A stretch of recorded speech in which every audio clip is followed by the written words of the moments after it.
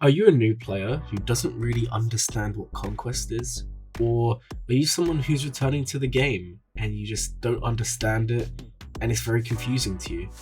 That's okay, guys. Conquest is definitely one of the more confusing areas of this game, mainly because it's very detailed and there's so many different versions of it to begin with. You have easy mode, normal mode, and hard mode, and it's quite difficult. So a lot of you may be able to qualify for one of the modes, but play the easier mode instead, out of the safety of comfort that you're actually going to perform well. To give you guys the details, a hard mode Conquest is the mode which you want to aim for. If you guys remember the talk show we did with Darth Locutor a few months ago, which the link should show up in the video now, we were actually speaking about how hard mode Conquest is an aim for every new account. Everyone who starts an account should aim to be able to get to hard mode Conquest and compete in hard mode Conquest.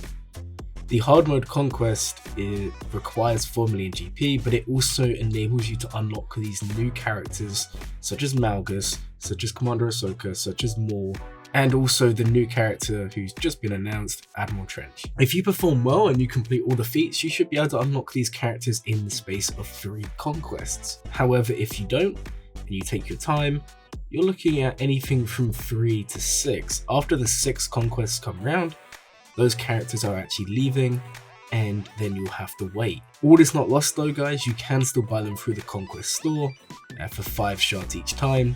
However, you really want to get into a habit of unlocking them at least within the first 6.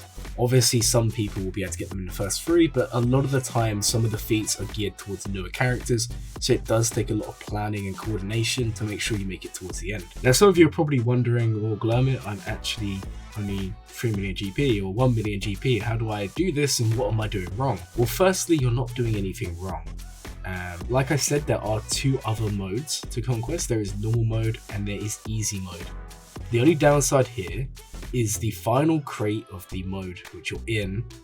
The first crate of the next one up will most likely give you equal or better rewards. What I mean by this is you should be playing through regardless, because any shard is good shards. However, if you can compete in normal, I would recommend you try normal. If you can complete in hard, I would recommend you do play hard. Now, I know some of you will be saying, but Glurmit, this is too hard, I'm really struggling, I only have 1 or 2 teams.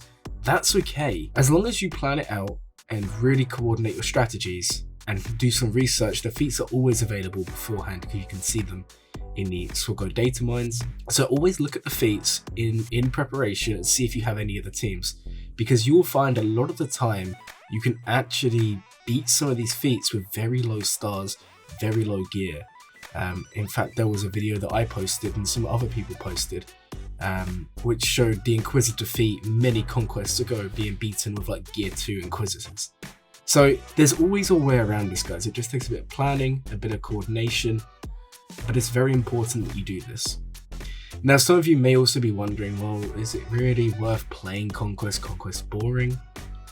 And my answer is, honestly, I'm someone who originally never played Conquest. I played the first 2 months for Razor's Crest, and then I kind of fell off. I didn't enjoy it, and that's why I never unlocked more.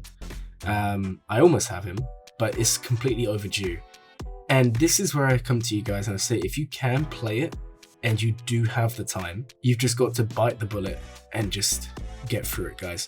Because otherwise you'll be in a position where you just never unlock these characters, and honestly, missing out on 1 or 2 of them is okay, but missing out on all of them is just something you want to avoid. For example, you're someone who's 5 million GP, you just unlocked JMK, but you have no Commander Ahsoka. So now you have to wait many months of Proving Grounds to finally unlock her. That may be okay for you, but if you're someone who is quite competitive, you are going to want to make sure that you're focusing on improving your roster at all times, and that does include these Conquest characters. The other thing to take into account is Conquest is a good source of Relicate materials. If you are someone who's farming Lord Vader or JMK or Executor or even the Profundity, you're going to need Relicate and Relic 9 materials, and you do get a pretty good amount of Relicate materials from playing Conquest. So it is worth considering playing, just on the basis that you'll get some resources to improve your greater squad. And finally, we're going to cover a little bit about free to play Conquest versus pay to play Conquest. Now, If you are free to play Conquest, you will need to be very, very efficient, and you will most likely have to max Conquest with the exception of a couple of feats to get max crate. Obviously, max crate is the goal that everyone should be aiming for when playing Conquest. Now, if you're someone who's happy to drop a little bit of money here and there, bearing in mind Conquest only comes around once a month, then you have the option of the Conquest passes. So there's two options here, guys. You have the first one, which is normally around about $10, and you have the second one, which is normally around about $30. Now, in my honest opinion, you should never really worry about the $30 pass unless you have a lot of expendable income, because all this is really doing is increasing your energy refresh time, giving you a couple of data discs, and it kind of doesn't really make it much of a difference.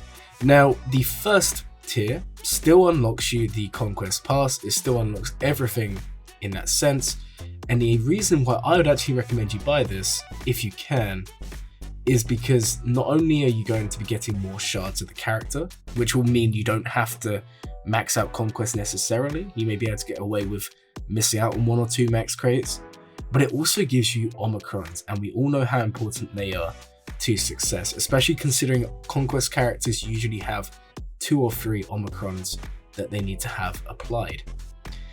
And more importantly, guys, when it comes to free to play versus pay to play Conquest, you need to take into account the Conquest and its role on Datacrons. You can farm Datacrons in Conquest. It is very common for people to burn 3 to 5 energy refreshes a day just on Conquest loads for the Datacrons. And this is just something you need to decide for your roster. If you're someone who maybe doesn't spend money, but you come top in Fleet Arena, you're always winning your GACs, and say you always have, on average, about 1,000 crystals a day, you're going to want to save some of those crystals most likely, just to make sure that you're getting those Datacrons unlocked. You can still farm feats, so that's no issue, but it's just something you might want to consider.